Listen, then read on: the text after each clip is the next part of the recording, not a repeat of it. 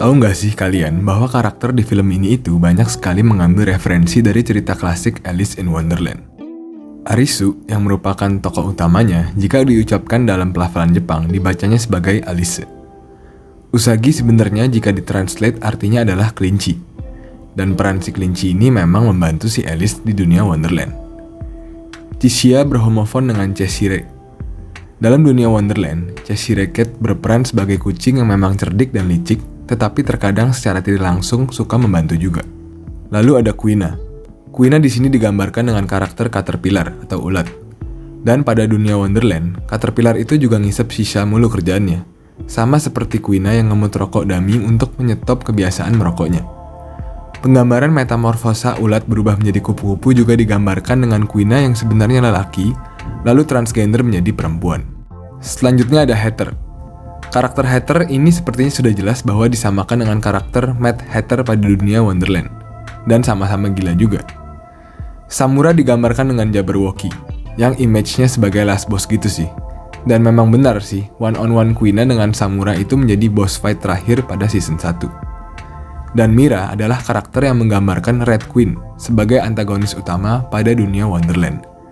Katanya sih nanti si Mira ini ternyata adalah Queen of Hearts pada season keduanya. Bahkan Arisu yang masuk ke dalam Borderland itu bisa diparalelkan dengan masuknya Alice ke dalam dunia Wonderland. Dan ya, gunting pitanya adalah saat kembang api itu terpancar di langit. Dalam Borderland terdapat 4 jenis permainan berdasarkan lambang kartu.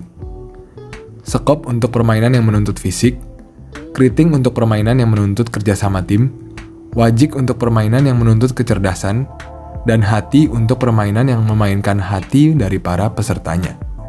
Angka dalam kartu mewakilkan tingkat kesulitan dari permainan. Dan dari semua games yang sudah dijalani oleh Arisu, 3 Kriting, pintu hidup atau mati, 5 Sekop, game kejar-kejaran, 7 Hati, petak umpet dari serigala dan domba, 4 Kriting sebagai permainan jarak, 4 Wajik, teka-teki bohlam, dan 10 Hati perburuan penyihir. Kita akan coba bahas satu-satu dari yang paling gampang dahulu, yaitu 5 Sekop, game kejar-kejaran. Aturannya adalah lari dari pengejar. Tujuannya, temukan zona aman yang tersembunyi di ruangan gedung dalam batas waktu yang ditentukan. Jika batas waktu habis, bom waktu akan meledakkan gedungnya. Menurut gue games ini memang sangat simpel, namun yang menarik adalah, walaupun games ini menuntut fisik, Arisu tetap mengandalkan akal cerdiknya untuk menuntaskan games ini. Dan memang inilah yang mungkin ingin ditekankan oleh gamesnya. Tidak ada jalan mudah bagi para pemain. Yang selanjutnya adalah distance atau jarak. Aturannya adalah bertahan selama percobaan dan mencapai tujuan dalam batas waktu. Tujuannya, mencapai tujuan dengan selamat. Jadi sebenarnya tiap games itu memiliki cara solusinya masing-masing. Dan trik itu bisa kita ketahui sebenarnya dari clue-clue yang ada. Dan di sini sebenarnya clue-nya adalah pada aturannya itu sendiri. Kata percobaan itu menjadi kata kuncian bahwa yang disediakan gamesnya hanyalah tipu muslihat. Seperti disediakan istirahat minum, jarak yang semakin jauh, dan lain sebagainya. Dan clue selanjutnya adalah pada busnya itu sendiri. Saat si Arisu kembali, ini sebenarnya adalah momen ia baru sadar saat melihat tulisan goal pada busnya. Yang selanjutnya adalah permainan pintu hidup atau mati. Aturannya, pilih pintu yang benar dalam batas waktu yang ditetapkan. Tujuan, keluar dari gedung ini dalam batas waktu yang ditetapkan. Yang menjadi kuncian pada games ini sebenarnya adalah peta evakuasi yang diberikan di awal game sebelum masuk liftnya. Games ini menurut gue lebih rumit sih dibanding 4 Kriting yang barusan. Padahal levelnya lebih rendah. Tapi ya mungkin karena permainan ini masih bisa mengorbankan temen ya untuk mengeliminasi pintu yang salah. Dan jadi gini penjelasannya. Sesuai yang Arisu bilang, dia melihat BMW sedan di depan ruko bangunannya. BMW tersebut panjangnya 5 meter. Dan sesuai observasinya, panjang bangunannya itu sekitar 4 BMW. Jadi panjang bangunannya adalah 5 meter kali 4 BMW, yaitu 20 meter. Dengan melihat peta evakuasinya, bangunan tersebut berbentuk persegi. Jadi ya, panjangnya sama dengan lebarnya. Lalu Arisu masuk lift di ujung atas sebelah kanan dari gedungnya. Dan itu menjadi ruangan di mana games dimulai. Dalam ruangannya diisi oleh ubin berbentuk persegi juga. Satu kaki Arisu adalah 28 cm, jika dibulatkan menjadi 30 cm. Satu ubin sama dengan 3 kaki Arisu, jadi satu ubin adalah 90 cm. Dan ruangannya diisi oleh 6 ubin, jadi panjang ruangan adalah 6 ubin dikali 90 cm, dan totalnya adalah 5,4 meter, dibulatkan menjadi 6 meter. Jadi bisa kita simpulkan seperti ini. Dengan panjang kali lebar bangunan yang tadi sudah kita hitung, yaitu sebesar 20 kali 20 meter, dan panjang kali lebar ruangan sebesar 6 kali 6 meter, ruangan maksimal per sisi gedung dapat kita hitung dengan 20 meter dibagi dengan 6 meter, dan hasilnya adalah 3 ruangan. Dan Arisu baru mulailah mengeliminasi dari informasi pertama. Dengan berkorbannya anak cewek sekolahan tersebut, Arisu dan kawan-kawan melaju ke ruangan 2. Lalu berkat pilihan hokinya Karube, Arisu dan kawan-kawan berhasil lagi melaju ke ruangan 3. Dengan mengeliminasi ruangan-ruangan yang sudah dilewati, Arisu dapat menyimpulkan bahwa ruangan-ruangan ini sebenarnya bagaikan labirin yang berbentuk huruf U, dengan tujuan mendekat ke pintu evakuasi di bagian belakang gedung. Berlanjut terus ke ruangan-ruangan selanjutnya, sampai Arisu dan kawan-kawan berada di ruangan terakhir, yang mana harusnya ada pintu di bagian depan mereka. Karena di dekat situlah pintu keluar gedung seharusnya berada. Karena ruangan sebelah kanannya itu sudah tereliminasi, teman-teman Arisu hampir memilih pintu yang sebelah kiri. Tetapi Arisu teringat bahwa ternyata ruangan yang dimasuki oleh anak cewek sekolahan itu tidak memiliki pintu di lurusannya. Itu berarti ruangan itu tuh nggak full. Maka dari itu berlanjutlah mereka ke pintu bagian kanan. Dan di ruangan terakhir ini juga Shibuki hampir kegocek karena lambang exit dan pintu hidup itu. Padahal seharusnya mereka kan berpatok dengan mengarah keluar gedungnya. Tetapi akhirnya pun mereka semua selamat berkat Arisu. Dan selesailah sudah permainan yang mengasah otak ini. Yang selanjutnya adalah teka-teki bohlam. Tujuan pada games ini adalah harus menebak salah satu dari 3 saklar yang bisa menyalakan lampu tersebut. Tetapi yang menarik dari permainan ini adalah aturannya. Aturan pertama, dalam keadaan pintu terbuka hanya dapat 1 kesempatan mencoba saklar. Aturan kedua, dalam keadaan pintu tertutup boleh bebas mencoba. Yang ketiga, jika ada orang dalam ruangan, pintu tidak bisa tertutup. Jadi intinya nggak boleh nyontek. Lalu yang keempat, jika sudah ada saklar yang dicoba saat pintu terbuka, pintu tidak akan bisa tertutup lagi. Jadi ya udah harus langsung menentukan antara 2 saklar yang tersisa. Dan yang kelima, hanya punya 1 kesempatan jawab sebagai grup. Jika benar, maka air akan stop dan permainan berhasil. Jika salah, air tidak akan stop dan akan tersetrum semua. Jadi caranya sebenarnya adalah seperti ini. Awalnya kita bagi dahulu. 100% peluang untuk 3 saklar. Jadi masing-masing memiliki kemungkinan sebesar 33,333%. Dan yang Arisu lakukan adalah menutup pintu, menyalakan saklar A, menunggu beberapa saat, lalu menurunkan saklar A dan membuka pintunya lagi. Lalu Arisu menyalakan saklar B saat pintu dibuka. Ternyata tidak menyala. Pilihan B pun tereliminasi, dan tersisa 2 saklar lagi. Total sisa peluang menjadi 66%. Lalu Arisu menyuruh Kuina memegang bohlam. Jika tidak panas, maka pilihan A akan tereliminasi. Tetapi karena saat Kuina memegang bohlamnya dan itu panas, C pun menjadi tereliminasi.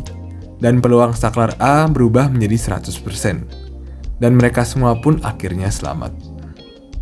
Lalu kita lanjut ke permainan 10 hati. Dalam games ini sebenarnya permainannya cukup simple. Sangat mirip dengan permainan Among Us dan Werewolf yang udah terkenal di antara kita. Yang menarik itu sebenarnya, permainan ini tuh sengaja diadakan oleh Mira di dalam beach. Karena kekacauan yang sedang terjadi akibat lengsernya Heather itu. Jadi si Mira tuh mempergunakan rasa bersalahnya Aguni agar permainan tersebut tambah brutal. Tetapi Arisu sudah berpengalaman memainkan permainan hati ini. Ia tahu bahwa permainan hati itu memang memainkan hati para pesertanya. Jadi memang tujuan gamesnya itu agar saling bunuh-bunuhan. Dan Arisu pun bisa mengambil kesimpulan yang sama dengan bukti sidik jari dari penyelidikan N bahwa Momo kalah sendiri pelakunya. Dan sampailah kita di permainan yang akhirannya super nyesek. Percaya gak sih kalian bahwa sebenarnya games ini ada solusi tanpa korban jiwa? Dari sekian games yang ada, Sebenarnya aturan dari masing-masing games itu sepertinya sudah memberikan kita clue secara tersirat kan? Begitu juga dengan games ini. Coba kita teliti tujuan dan aturan dari games ini. Aturan 1. Satu orang menjadi serigala dan 3 orang lain menjadi domba. Aturan 2. Domba yang diketemukan oleh serigala akan menjadi serigala berikutnya. Aturan ketiga. Bersembunyilah dengan baik agar serigala tidak menemukanmu. Aturan keempat. Setelah 15 menit, kalung di leher para domba akan meledak. Tujuan gamesnya adalah siapapun yang menjadi serigala di akhir permainan adalah pemenangnya. Memang ada yang mengatakan bahwa katanya seharusnya mereka semua itu berhadapan di kaca yang berada di tempat Arisu ngumpet itu. Jadi nanti semuanya bisa jadi wolf dengan menatap mata si wolf tersebut di pantulan kaca. Tetapi kayaknya solusi ini rada maksa sih. Dan ada yang bilang memang games ini menyuruh para domba itu ngumpet bukan biar hidup, melainkan agar tidak hidup dengan rasa bersalah yang terus menghantui. Makanya aturan gamesnya dengan image serigala domba ini sedikit kontradiktif kan? Masa yang ngumpet si serigalanya dan domba yang ngejar kan aneh. Tetapi kita disadarkan oleh Arisu. Saat Arisu menjadi serigala, dia mencari para domba lainnya secara mati-matian. Karena ia tidak mau hidup dengan dihantui terus oleh rasa bersalahnya. Tapi sebenarnya solusi tanpa korban itu sudah ada di depan mata mereka sejak awal. Game Master sudah menyediakan segala perangkat keras di meja awal permainan. Ini pasti ada maksudnya. Nggak mungkin kan cuman sekedar untuk alat bunuh-bunuhan. Semua perangkat dan aturan itu bisa dijadikan alat petunjuk untuk games ini. Aturan jelas games ini. Siapapun yang menjadi serigala di akhir permainan adalah pemenangnya.